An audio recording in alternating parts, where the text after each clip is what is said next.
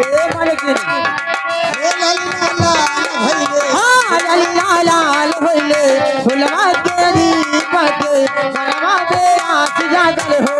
लाल होइले फुलवा के दीपक मनवा में आस लागल हो लाल होइले फुलवा के दीपक मनवा में आस लागल हो लाल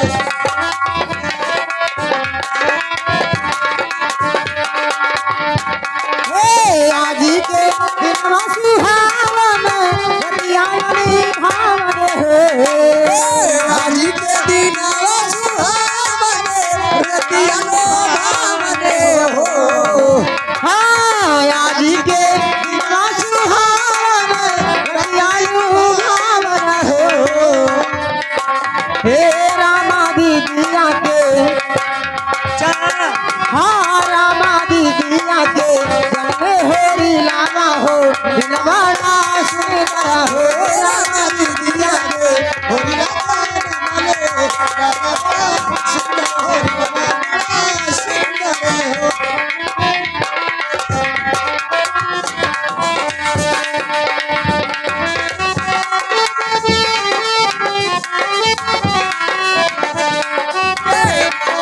जैसे तोरे बाबूजी के हाथ गोड़ा बही जी कई हो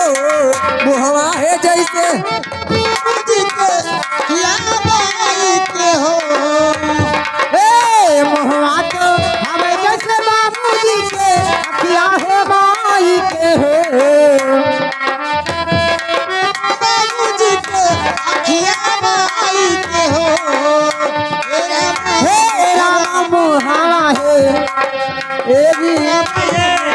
हे रामा मुहावा है जगवा शुरू जावा तो सदरवा जे भले हो रामा मुहावा है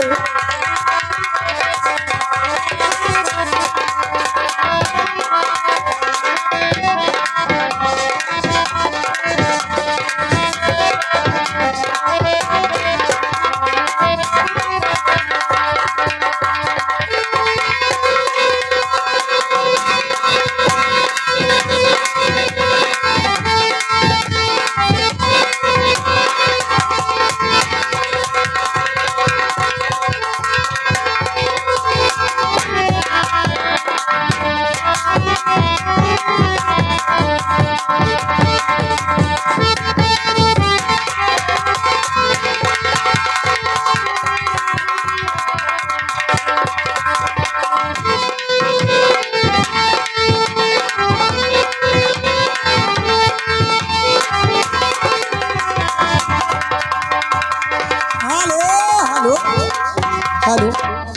हेलो हेलो हमारे लाइट मैन भाई साहब जहाँ कहीं भी हो हमसे संपर्क करें।